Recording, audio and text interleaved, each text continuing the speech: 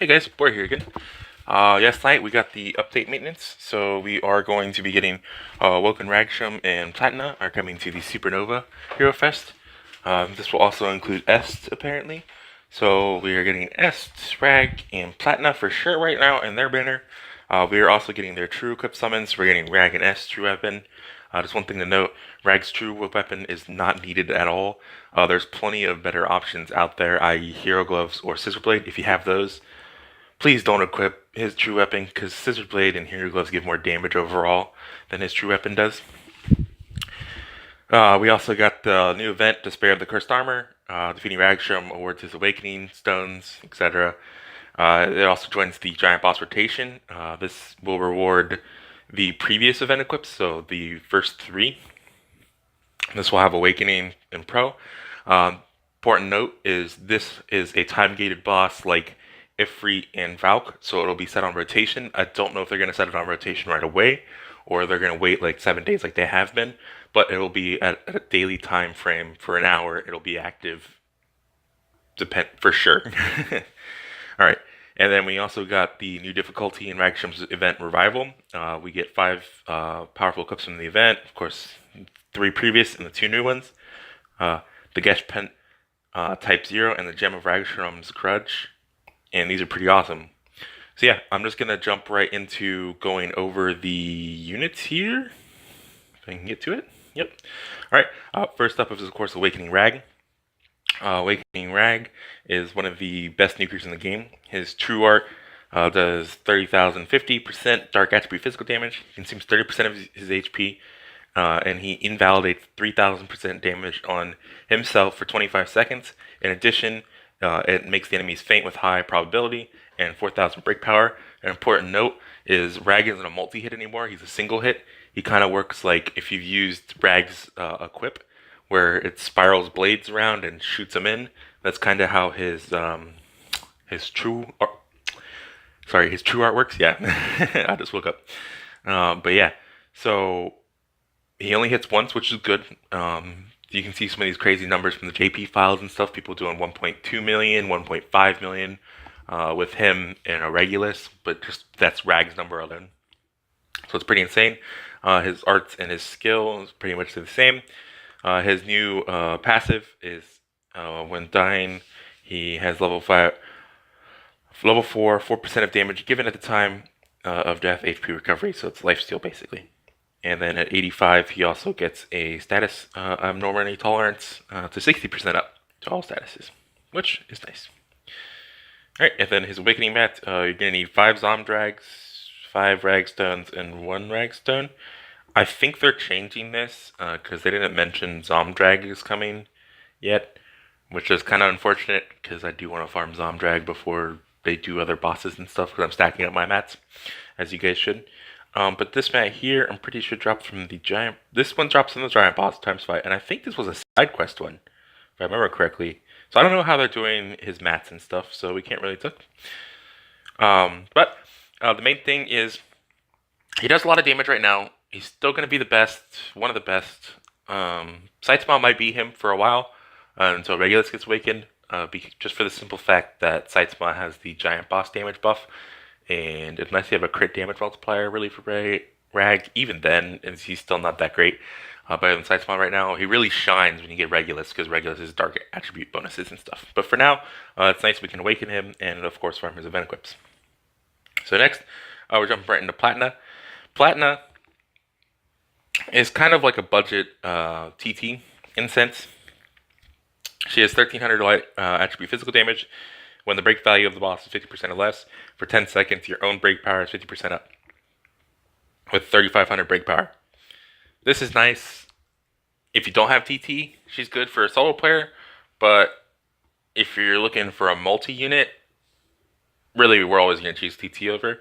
It might be more prevalent when TTs become rarer as people quit the game or people change their accounts, etc., from re-rolling and stuff. But I don't think we'll have that problem. Her passives are pretty good, though. When an ally is near death, the entire condition abnormally except stun recovers. Total of 2,000 damage invalidation given for 10 seconds with a CT of 70. So it's a passive that has a CT But this is when an ally is near death, so you get status immunity, except stun, and 2,000 damage reduction. The other passive she has is Breakthrough of Ultimate Sword. Its effect utility skill, CT speed up. Wait, which one? I don't know what this means actually. Breakthrough of Ultimate Sword. Whatever. I think it just increases your skill CT when the break buff is active, if I'm reading this right. I really should read the JP part so I can actually get a better understanding.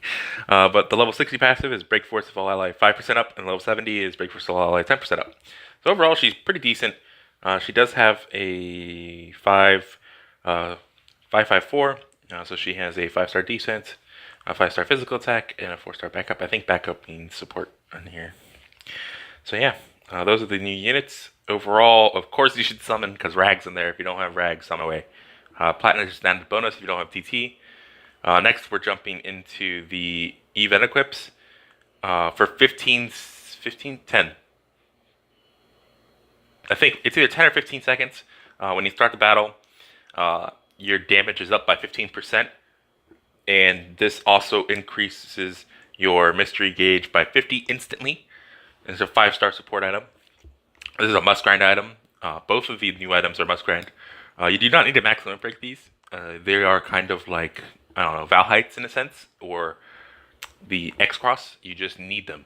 Alright, so ideally you want 3 max enhanced, 3 or 4 max enhanced of these. Why do you want 3 or 4? Later on, Sony's going to come out. Sony has 2 5-star support slots. Rag has 1 5-star support slot. And then if you're running Rem in your team, she also has a 5-star support slot. This gives you instant true art for a dark nuke team, or any nuke team, honestly. And honestly, if you max and limit break these, you will use these on Sony over LDHs sometimes. But you do not need to max limit break them. They're mostly a nuke item. They're there for Regulus, Rag, or Regulus, Rem, Melia, Sony, dark comp with a Sony nuke team. Alright, but they're a must grind. At least get 3 of these max enhanced. The next one is, of course, the Rag Summon Stone. The passive of this is it does not stack with other Summon Stones. So you can't use Skeletal Wings plus this. So you can't run like Regulus, Rag, Melia, Rem, and run like Melia and Rem have the Skeletal Wings on it because they're both magic units, and have them buff and then pop this, then this won't stack. And if you pop this, vice versa, it won't stack with Skeletal. So Skeletal, one of them will be canceled out, basically. This one is overall better. It does 7,000 no attribute physical damage, protection of the Summon Stone.